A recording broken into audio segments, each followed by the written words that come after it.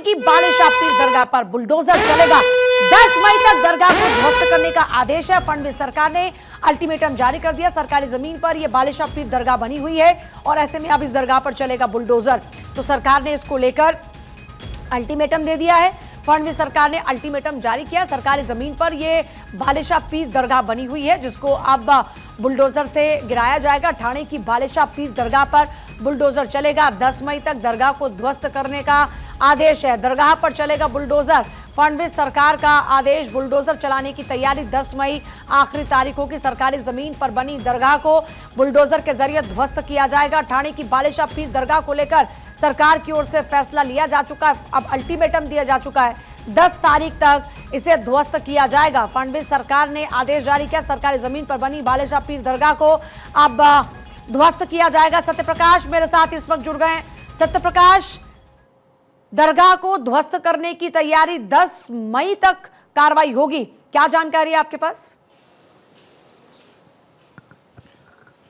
बिल्कुल, देखिए, थाने उत्तर बालिशा पीर दरगाह को ध्वस्त करने की जो है इजाज़त जो है खुद महाराष्ट्र के मुख्यमंत्री देवेंद्र फडणवीस ने दिया है। हालांकि एक आरटीआई कार्यकर्ता द्वारा दी गई शिकायत के अनुसार इस पर जो है कार्रवाई की गई है।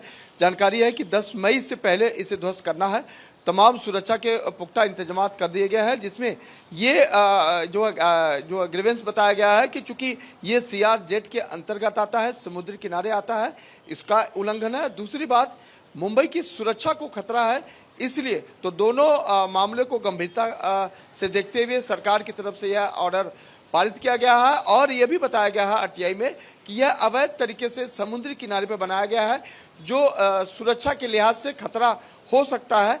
यहाँ पर जो है तमाम जो आतंकी संगठन है या आतंकी लोग हैं, वह जो है इसके जरिए जो है यहाँ रुक सकते हैं, इस तरह की जानकारी मिल रही थी। इसके बाद जो है सरकार ने एक्शन लिया। तो कहीं न कहीं सरकार का यह पहल बेहद सराहनीय है, क्योंकि CRZ का भी उल्लंघन है और दूसरी बात, सुरक्षा को ध्यान में रखते हुए यह फैसला लिया गया है। हालांकि यह एक आरटीआई कार्यकर्ता के द्वारा दी गई जानकारी के अनुसार सरकार ने यह फैसला लिया है। उत्तन के इलाका हालांकि समुद्री इलाका माना जाता है और थाने के क्षेत्र में आता है, इसलिए यह बेहद खास हो जाता है कि इसे किसी भी तरह से नज़रअंदाज नहीं करना चाहिए।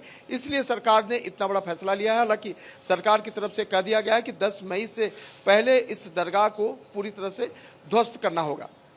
अच्छा, लोगों का इस पर क्या कुछ रिएक्शन है? क्योंकि आमतौर पर जब भी इस तरह का फैसला लिया जाता है तो लोगों को भी भरोसे में लिया जाता है ताकि कोई भी माहौल ना खराब कर पाए, किसी भी अराजक तत्व की एंट्री ना हो पाए। देखिए, जब विधानसभा चल रही थी तभी इस बात की चर्चा हुई थी कि मुंबई में ऐसे बहुत सारे धार्मिक स्थल हैं, न सिर्फ मंदिर मस्जिद बल्कि और भी बहुत सारे धार्मिक स्थल हैं जो अवैध तरीके से बनाया गया है, जिसमें प्रमुखता से जो है भारतीय जनता पार्टी के विधायक संजय उपाध्याय जी ने उठाया था, जिसमें 18 ऐसे धार्मिक स्थलों का जिक्र किया था जो अवैध तरीके से बनाया गया है। उसमें यह भी आता है। अब इसकी जानकारी जो है आरटीआई के द्वारा निकाली गई, तो ये जानकारी सामने आई।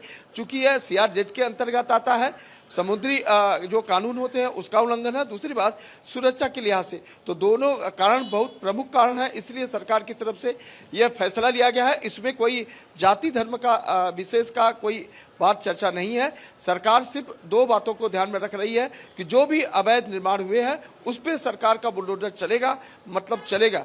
इसी लिहाज से सरकार ने ऑर्डर को पास किया है। बुलडोजर चलेगा मतलब चलेगा, ये तय हो चुका है और इसको लेकर तैयारियां की जा रही हैं। बहुत शुक्रिया आपका फिलहाल पूरी जानकारी के लिए।